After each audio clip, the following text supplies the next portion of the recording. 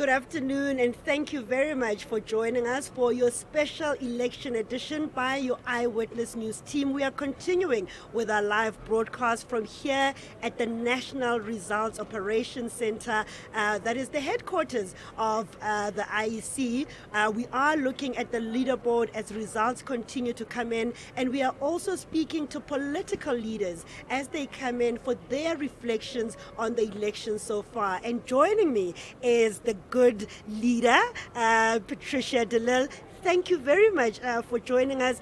First time in the official local government elections. What was it like for you?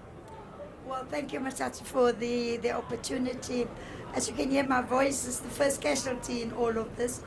But for me, it was a very great experience. You know, it's the first time that we, as a good party, participating.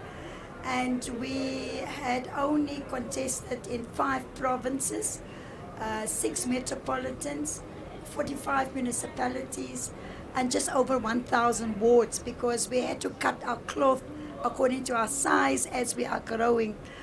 But the experience different from other elections was that it was far more difficult to convince voters to vote in the first place. Yeah. They say, yeah, you just come here before the elections and afterwards everybody disappear. Nothing has changed in our lives. And then you have to spend time, sometimes an hour or more, to explain the value of the vote. And that's why we said, just lend us your vote for 5 years. Don't give it away to any political party. And I would really like to see the protests that we've seen now with the low voter turnout, that we need to begin to use the vote as a protest mechanism in our democracy. And I mean, it's dismal, the showing. We are Very now much. talking only half of South Africans who are registered to vote Yes. actually came out and voted. Yes. But when you start counting in the people that are eligible to vote in that Yes. country, that number is scary. Is this Yes. some people have said it's a rejection of the democratic system. Others have said it's an indictment of you politicians. What is it? What is the problem? Why do we have this voter turnout crisis? It's an indictment because the trend since 1994 has shown a trajectory that we're going downwards and downwards, and we didn't take note about that. We didn't up the voter education to teach people why it is important to vote, the value of your vote. I mean, the IEC voter education is really just showing people how to vote. If you make a cross there, it's a spoiled ballot. That's not good enough. And so it is an indictment on all of us. Also in our communities, we must provide access so that they can begin to engage. But we should start at school. You know, I looked at yesterday what happened and how in the urban areas, the long queues. And then when you go into the townships, you know, hardly people there. And let's talk about And that, that's- because that's that's quite a the worrying vibe. trend. I mean, Yeah. from 2016 we saw it, Yes. where in suburbia, and we can say it, Yes. mostly white communities of South Yes, Africa yes. came out and voted. In the township, that number was declining, and then we almost saw it plummeting in this election, which means that Yes. to be extreme, you could have a situation where a minority basically decides how a majority is governed.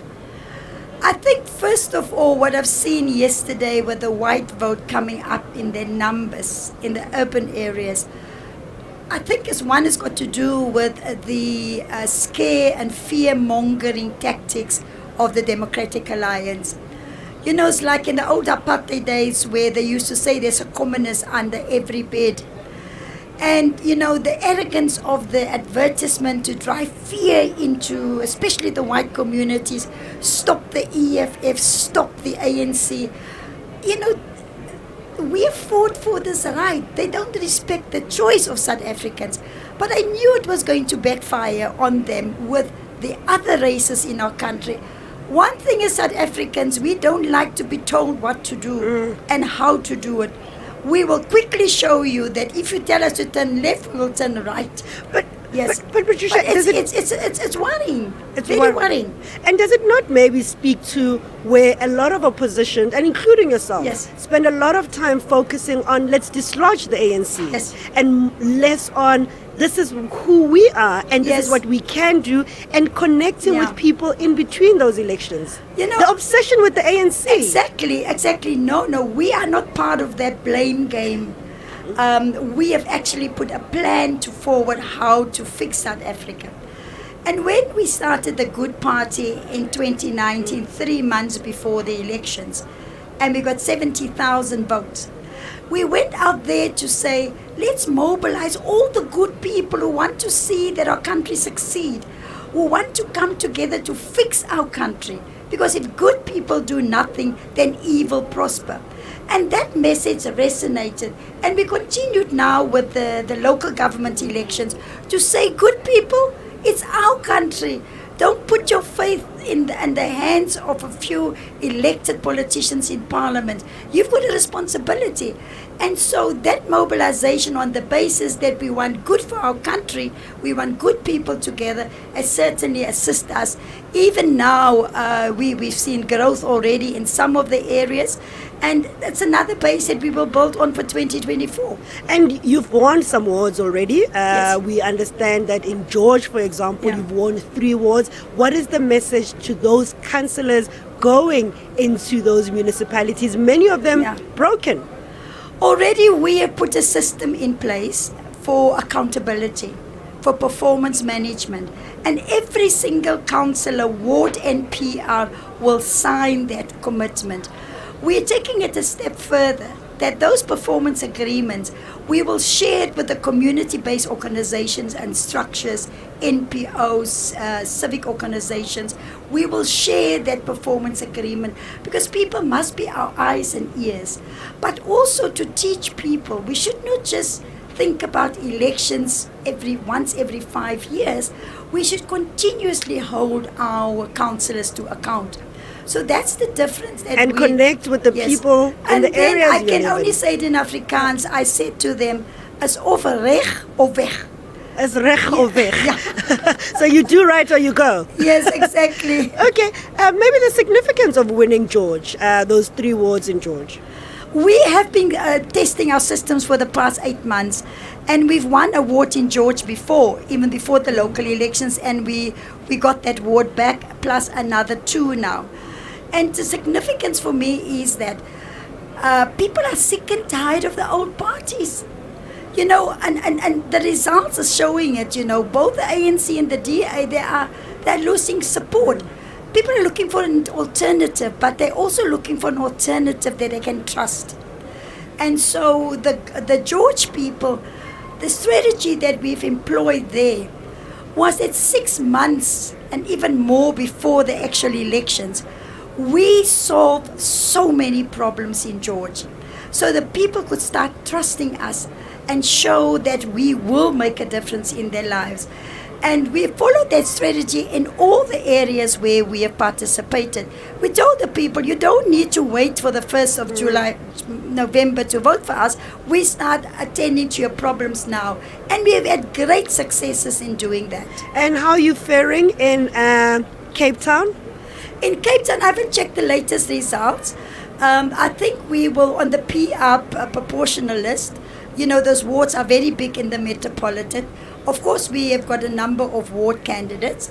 When I checked earlier on, I think we were sitting at about 3% or 4%, but it's still early days. Maybe after 5, 6 o'clock today, you'll see a more clearer picture emerge. And as we conclude the conversation, Patricia, your message to South Africans as we embark on this new era of, you know, the 6th local government that is, I think, carrying a lot on its shoulders given the state of our municipalities.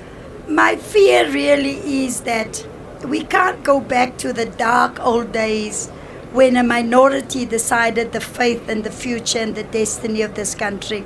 We are moving in that direction. And the differences that our people have with the leadership, we should engage on those things. But, you know, to get people to use their vote as a weapon to punish people, That we need to do a lot more of. So my message really is never give up hope. You know, we love this country. We want to see this country succeed. And each and every one of us has got a responsibility.